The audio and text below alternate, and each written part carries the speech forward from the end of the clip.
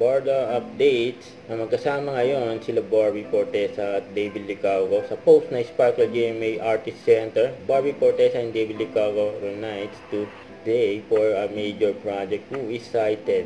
Stay tuned for more updates, Yan pa, meron silang pictorial today for that kind of love movie nila ni Barbie at David. Ayun pa nga si David, kasama niya handler niya, saka si Sir Nathan. And that kind of love pictorial today.